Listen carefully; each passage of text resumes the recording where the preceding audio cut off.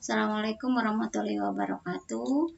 Kita akan belajar tentang bahasa Indonesia bab 3, yaitu menulis cerita fantasi. Semoga kalian sehat selalu, dan jika kalian akan keluar rumah, jangan lupa menggunakan masker, cuci tangan, dan jaga jarak.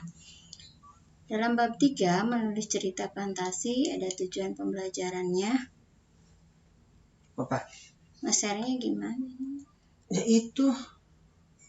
Tujuan pembelajarannya, yang pertama menjelaskan pengertian cerita pendek. Yang kedua, menyebutkan 3 jenis ciri-ciri cerita pendek. Yang ketiga, menjelaskan unsur-unsur intrinsik cerita pendek. Kita mulai dari yang pertama, yaitu pengertian cerita pendek. Menurut Kamus Besar Bahasa Indonesia, bahwa cerita pendek sebagai kisahan pendek kurang dari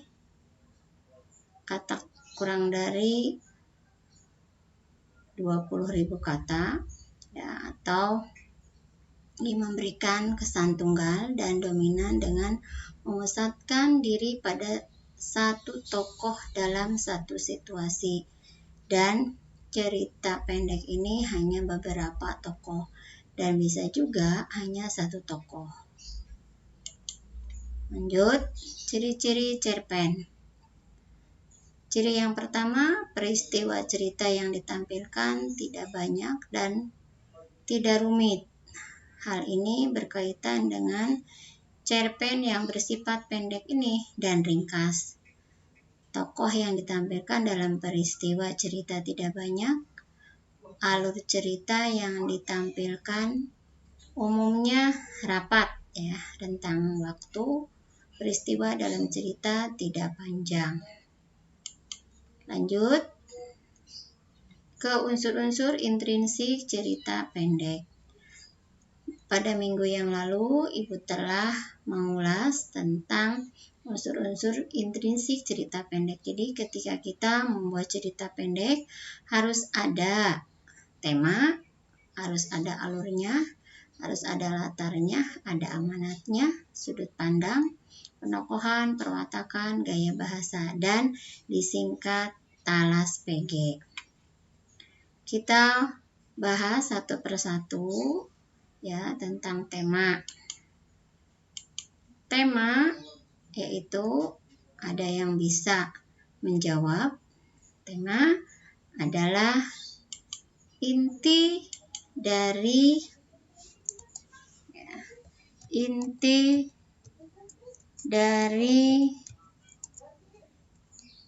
cerita tersebut.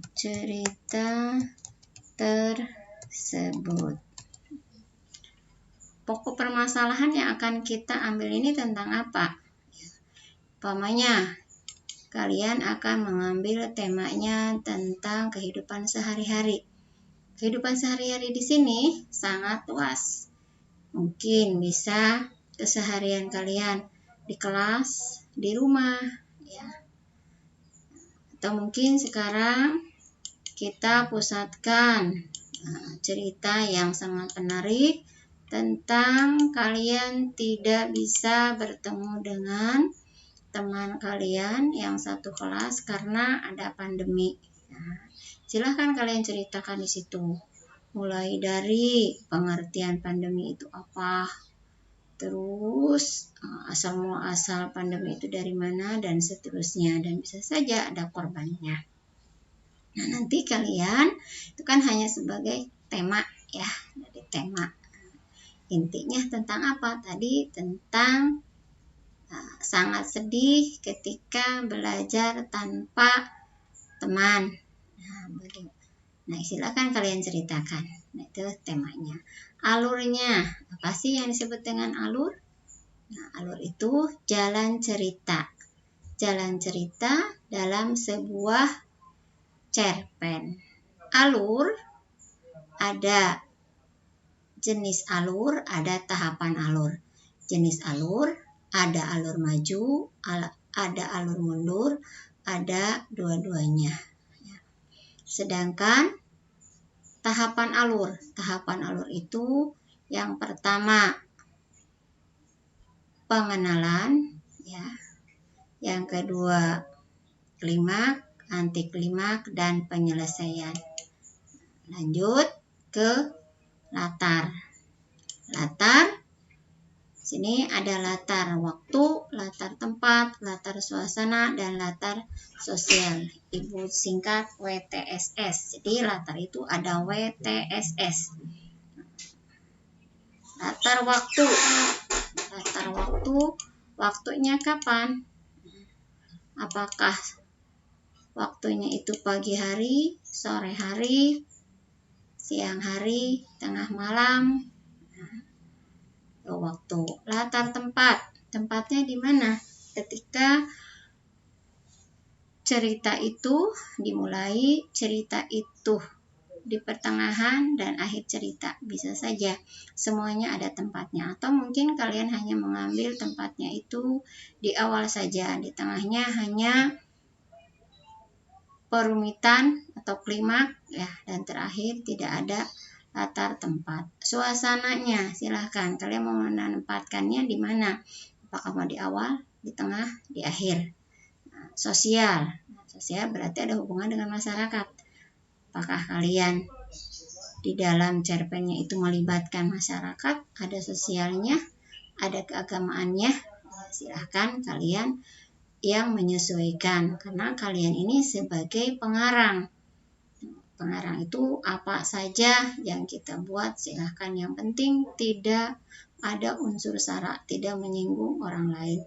Amanat, apa sih yang disebut dengan amanat? Amanat yaitu pesan yang disampaikan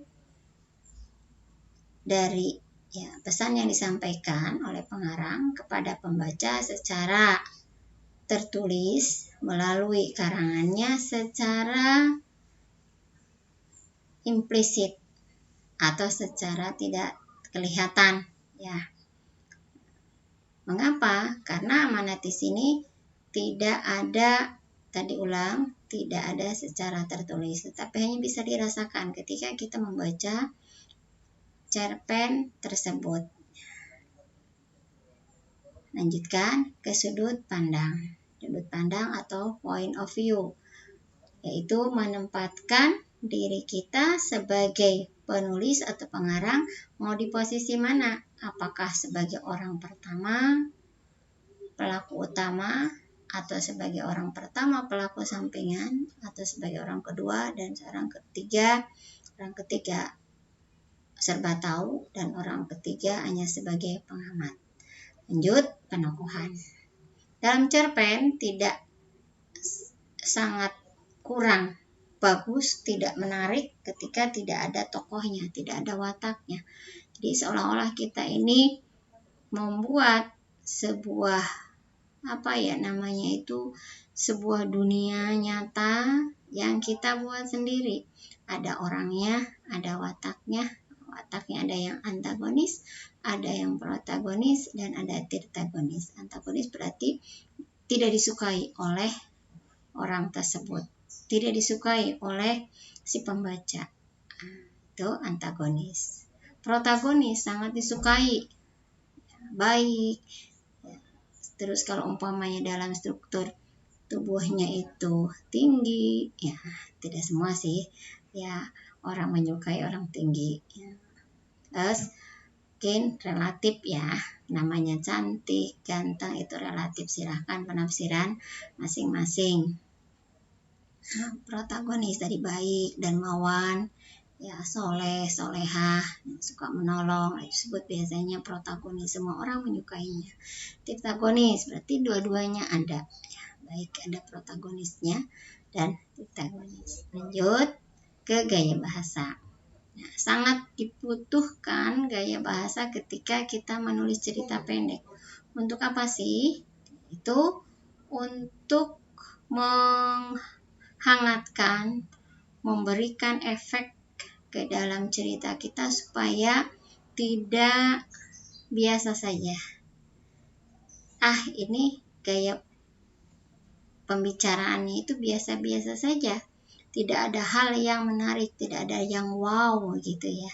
Nah, ungkapkan, makanya masukkan gaya bahasa. Gaya bahasa itu diantaranya ada majas, gaya bahasa atau majas ya, sama ada hiperbola, ada personifikasi, ya, ada sarkasme, ada klimaks, ya, ada litotes, ada ironi dan sebagainya.